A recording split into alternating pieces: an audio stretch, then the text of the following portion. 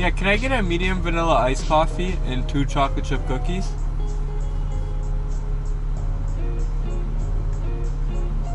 Yeah. That's everything.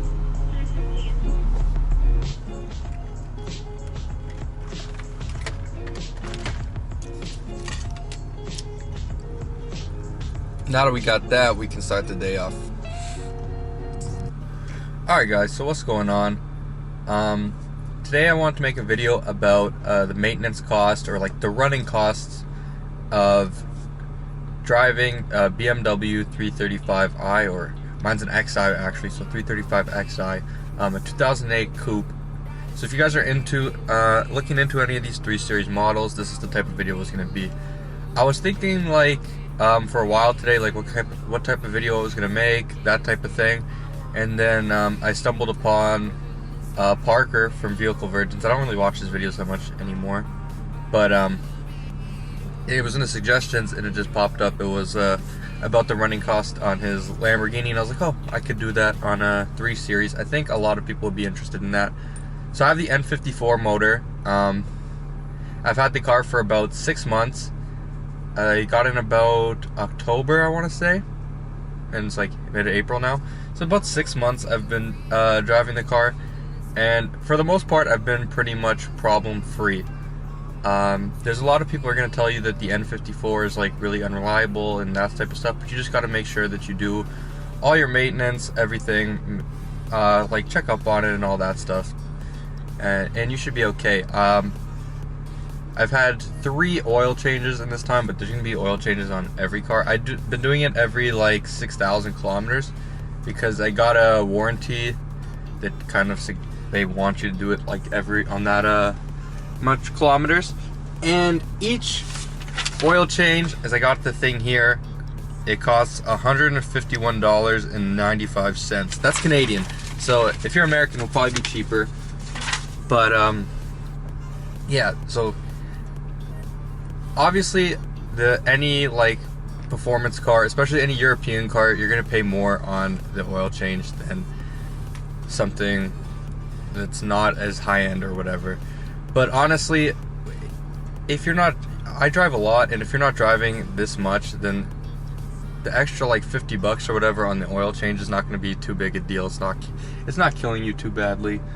It is what it is at the end of the day. It's kind of like just the price you have to pay. And in terms of like things breaking, I had like 1 issue so far, and I've been getting the check engine light coming on, and I ended up just replacing the fuel cap because it had something to do with the pressure. And now the code will go away for like 3-4 days now with this new when I replaced it, but it'll come back sometimes. So I don't know exactly what it is, but the fuel cap seemed to have like made it go away and stay away for a bit, so I'm not exactly sure what it is. But that was only like 30 bucks to replace. And then I actually got into an accident where a girl slid across the road when I was entering my school and hit my car, and that ended up being like $10,000 damage. I had to replace the front light. That was like $1,500. The front bumper, another $1,500, and then there's like a front sensor. Not all 335i's have this. It's like it's a pretty rare option from what the body shop told me. It was a cruise control sensor, you know, one of those ones that senses how far you are from the next car, if the next car is slowing down, all that type of stuff. So I looked, they told me that there was like a 50-50 chance I'd have to replace it. So the week after I was driving it, I tried to use it, didn't work, so I had to bring it in. It's on order right now, but that part ended up being $4,500. So right there, I think we're around 11 or 12,000 after labor and everything, because I had to paint the front bumper and everything. But what I have to say about that is, even though I didn't have to pay for it, we went through all insurance and everything, but yes, these parts are more expensive when they do break, but I don't think that they're any more likely to break than on like any other car. Like if I used to drive a 2013 Chevrolet Equinox, and I think if I got in that same accident, it might have been like half the price to fix. But that's if you're getting into an accident. Well, you don't really have to worry about. I wouldn't buy a car based on that, how much it's going to cost to like repair like body panels and stuff. And then in terms of the mechanics, the N54, yeah, it does have it does have its problems. They're pretty well documented. I don't think I need to go over them here, but for the most part, all the people I've talked to, they've been pretty reliable for them. You just have to make sure you really do keep up with your maintenance, any issues that come about. You have to really like always be on the lookout to see if the car's driving a little bit differently, all that type of stuff, and try to replace any problems before they become big problems, so to speak. And yeah, that's basically what I want to say about this car. One thing I would say as well is the 328 might be a good option if you really are worried about the reliability. It has still good power. I drove that one as well in a manual, and it was a beautiful car to drive. So if you're really concerned about parts going bad and that type of stuff, then maybe stay away from the 335i. The 328 is a beautiful car to drive. The 330 that they made before the 335i, that is also a really good car as well. So those would be two cars that I would say are alternate options. But again, I've had the car for 6 months. I've driven it probably about 25,000 kilometers, in and about that amount, 20 to 25,000. And I've had absolutely like pretty much no issues.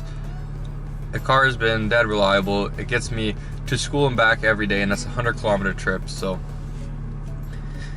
I have no complaints. And then I guess I also, if I'm going over running costs, I should just go over the insurance. Before I was in a 2013 Equinox, and this car being this is a coupe, and this car being an '08, the difference is about like $8 a month. It's like basically nothing. So I don't want to say how much I'm paying per month, because that's like really specific to where you live and what your region is, but like, and like your age and your driving thing and all that. But I think if I compare it to another car, that'll give you guys a better idea of like what it costs to be on insurance. So it's really not that expensive. A lot of people ask me, why did you get the coupe? Like, isn't the coupe going to be like really bad on insurance? No, it's not bad on insurance. It's pretty good. I just wanted to touch upon the fuel economy of the car as well, because we're talking about the cost of running. I get anywhere between 11 to 12 liters. I wouldn't even say 12. I'd say like 11 to 11.5 liters per 100 kilometers. I don't really know MPG, but that's like mostly city driving, and that's on my winter tires. That's what I usually get on here. And then on the summers, I was like in the mid-10s on the highway. I've gotten it below 10. It just depends on how you drive as well, right? If you're really trying to make the car as fuel efficient as possible, you could definitely get under 10 liters per 100 kilometers in this car. So it's not the most fuel efficient, it's not the least fuel efficient, it's somewhere in between. It's not going to kill you. The extra cost of premium gas, if that's something that worries you, that would be something that's more painful for me, going from a car that took regular to a car that only takes premium. The premium fuel is what's actually more annoying. It's not the, what is it, like a 15% difference in fuel economy. That's not really what's killing you. It's the price, because here it could be like 30-40 cents difference per liter from regular to 94 or 91. It's crazy sometimes. Anyways guys, thanks for watching. I hope I helped in any way if you're looking to get into a 335i. It's a beautiful car to drive. Stay tuned for my channel for more BMW stuff. I also have my Mustang that we're working on that as well.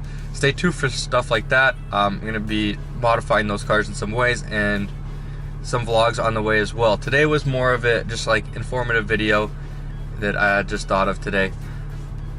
With that being said, if you're a returning subscriber, thank you for returning and watching my videos. Leave a like. If you're a new subscriber, make sure you subscribe. Leave a comment. Any comments I'll try to get to, answer. I literally answer every single person. I love interacting with you guys, and it's one of my favorite parts about posting on YouTube. So if you have anything you want to say about the video, if you have any questions you want to ask me, any suggestions, just leave them down below. And yeah, I'll see you guys next time.